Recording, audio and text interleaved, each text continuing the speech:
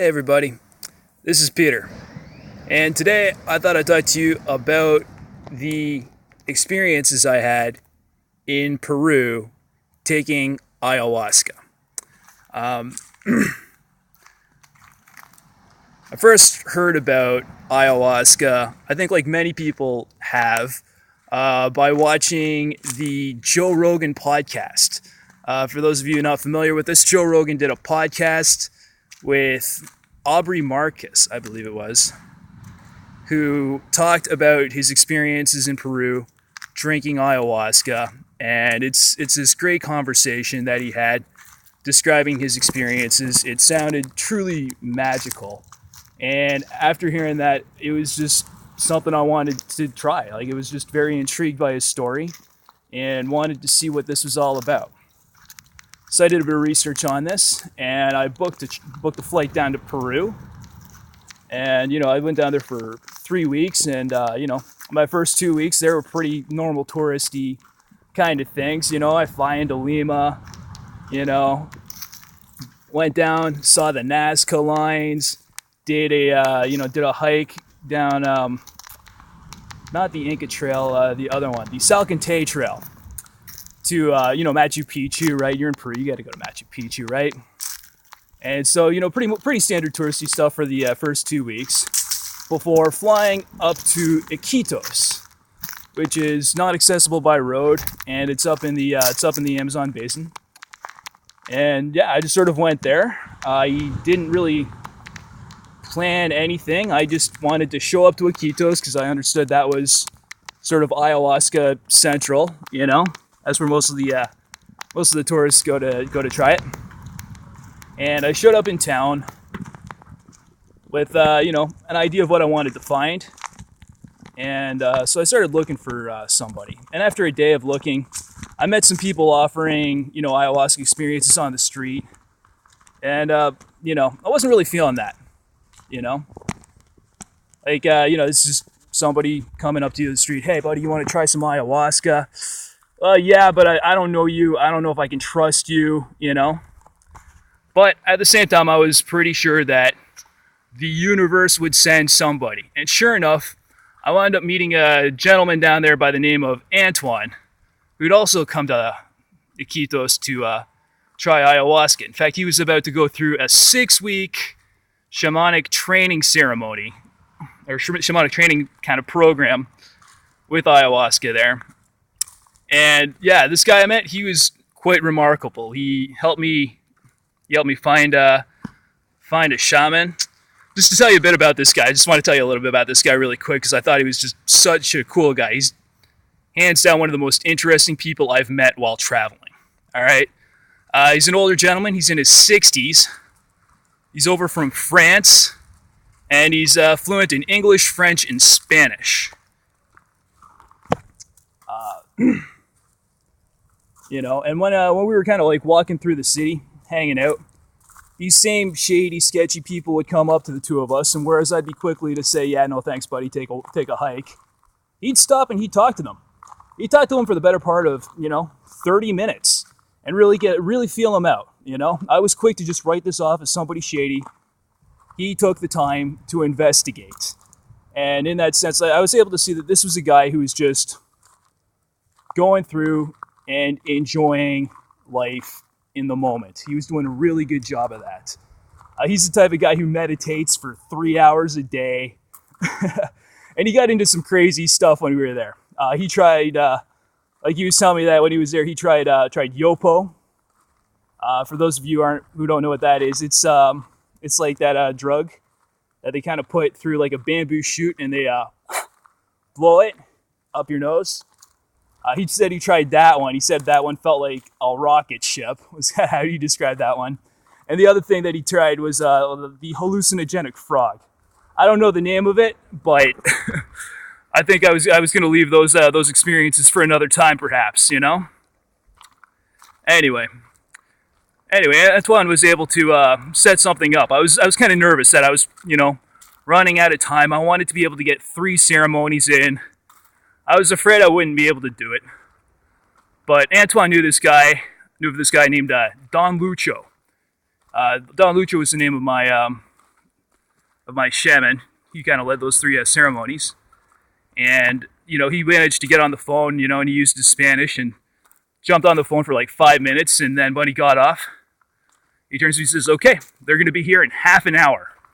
Like, wow, half an hour? Okay, better get ready, And like that, they came by, picked me up, whisked me off. And like that, we were riding down the Amazon River for about 45 minutes or so. Dropped me off. Maybe about another 20-minute walk. And we showed up, and I showed up at Don Lucho's, Amazon hideaway.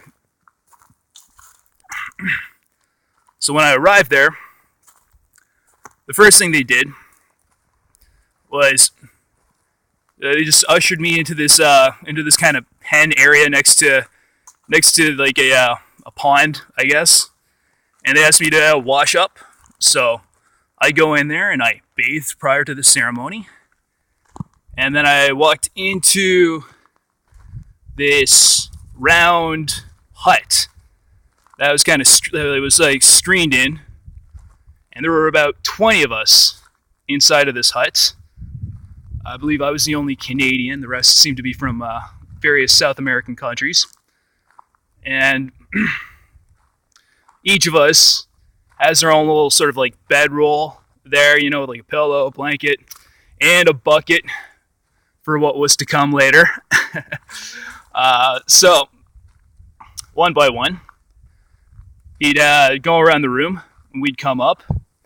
And by the time it was my turn, I go up, and I just started taking a knee in front of Don Lucho.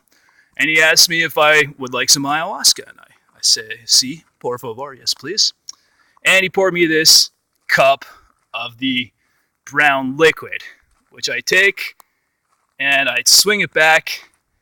And if I had to describe the taste of ayahuasca, the way I tell people, I say it tastes like tobacco chewer's spit mixed in with 2-day-old coffee and, a scoop, like a spoonful of dirt. So it's not really palatable. It's pretty disgusting. It coats your tongue and your throat on the way down. It's a bit gross, but that's part of whatever. That's temporary. Neither here nor there. And I drink that, and I come back to go back to my bedroll there, and I lay down, waiting for the effects to come by. After Don Lucha's gone around the room, administered ayahuasca to everybody, he then went up to everybody individually, one at a time, with just sort of tobacco. He was burning tobacco, and he kind of just blow the smoke onto our foreheads, sort of cleansing, I suppose, using the tobacco to kind of cleanse us, as we're waiting for the ayahuasca to come in here. So after that, we just sort of laid back, and as the effects were coming on, they began singing the Icaros. If you haven't heard the Icaros, I encourage you to take a look right now. You can go on to YouTube or something and just type in Icaros, Icaros, and it's just sort of like a kind of singing or chanting that accompanies the ayahuasca experience. It provides a really good soundtrack to the effect. With my ceremony, it wasn't just Don Lucho who was performing in Icarus. He had several people helping with us, and sometimes they would sing, and even a few instruments were brought out to help us along on our ayahuasca experience. Now, as for the experience itself, the very first time I drank it, if I had to describe the experience, I would say it had sort of a getting to know you feel to it. It's a slow, gradual come up. Okay, you'll have plenty of time to adjust to the fact that, This is starting to affect you. But it comes up very slow. You have a lot of time to adjust. You have a lot of time to process what's happening right here. And the visual effects are kind of dreamlike in nature. It's not so much trails and colors, but more just sort of vivid in imaginations kind of dancing around your head. And what I found for the first time is that it sort of was going, like, it kind of felt like the ayahuasca was going through my memory banks, like a filing cabinet almost, you know?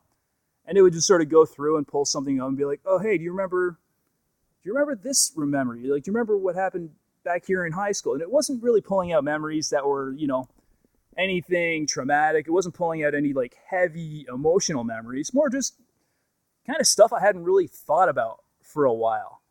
Nothing, it was pretty banal stuff, but just sort of things that I thought. I was just like, oh, okay, that's weird. Like, why do you want me to remember just sitting in my high school library, right? Why do you want me to remember, that time I went to this coffee shop, right? Like just regular, ordinary, everyday sort of things. But like I said, stuff I hadn't thought about in years, stuff that hasn't even occurred to me.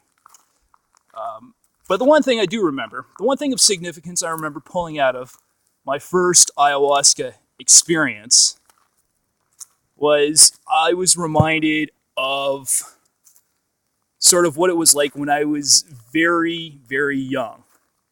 And still, like kind of toddler young, like definitely before school. And I was reminded of like the connection I had between myself and my mother, sort of like that mother-child bond that we're all kind of born into having, that sort of like nurturing, loving, unadulterated, pure kind of feeling of love. And, that was something that I hadn't really counted on either. I'd certainly forgotten about that. I mean, life kind of tends to take us far away from us, even though that's where most of us, I would hope, like all of us, started out. So after being reminded of that, I remember during the trip thinking to myself, you know what? Tomorrow, I'm going to send my mom an email. And so, yeah, the next day I sent an email, just, love you, Mom, right? And that was good. So to tell you a bit about the physical effects of ayahuasca, I would describe this as a heavy kind of feeling. You have a bedroll, and for the most part, you're laying down the whole time. Maybe you sit up for a little bit, or maybe you lay down, but you're not getting up, and you're not walking around. You just can't do it. At one point, I needed to use the bathroom, so I stood up, and the second I stood up, the feeling I had would be sort of like, if I were to sit down and drink 10 beers in a hot tub. Like, you sort of feel like that level of drunk, right? And I hadn't really been nauseous up until that point, but when I got up and started trying to walk to the bathroom, that's when I started like throwing up. And, as I was doing, that's when like some of the visual effects started to come on a lot stronger.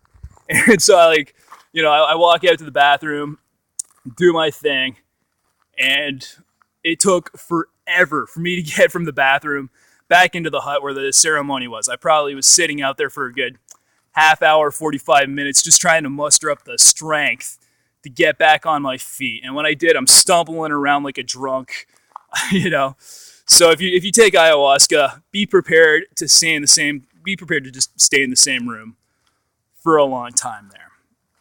Okay. So yeah, the first ceremony, it was kind of like, like I said, it had kind of a getting to know you sort of vibe, kind of experience right there. A couple days later, before I talk about the second days later, I'll just sort of tell you like the after effects. You might be wondering, oh, after I drink ayahuasca, is there any kind of, calm down and hangover? Well, the next morning I woke up And I was feeling kind of like I sort of felt like I felt okay. I could get up, I could move, I could do everything. But the after effects are you just feel very lethargic for sort of the first half of the next day. You know, I mean, I got up, they fed me breakfast, which was cool of them, and went back to my hostel, and just sort of was sitting there for like a long time, not necessarily processing everything that happens, although I was doing that too, but I would just sort of be sitting there on the couch, be like, and say to myself like, all right, I'm gonna get up, I'm gonna take a shower, and then I'm gonna go get something to eat because it's, you know, it's past noon right now. I should probably get up and do some of this stuff.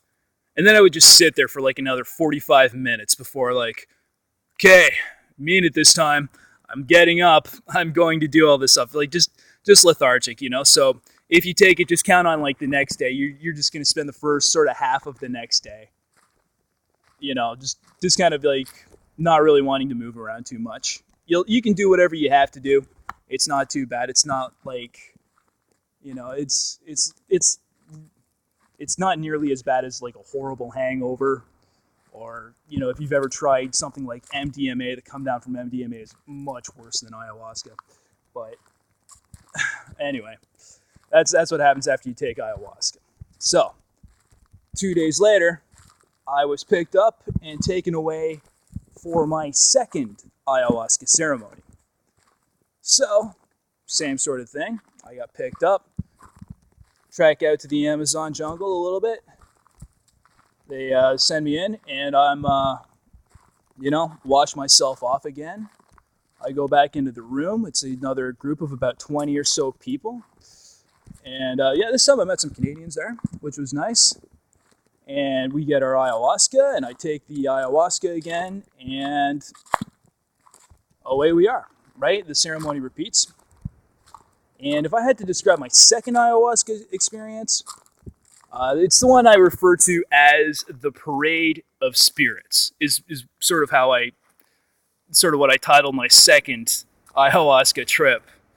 Because, you know, just as I was laying there, listening to the shaman sing the Icaros, it felt like, you know, in my mind's eye, sort of, although superimposed over top of like what I was actually seeing, kind of, it just sort of seemed like a parade.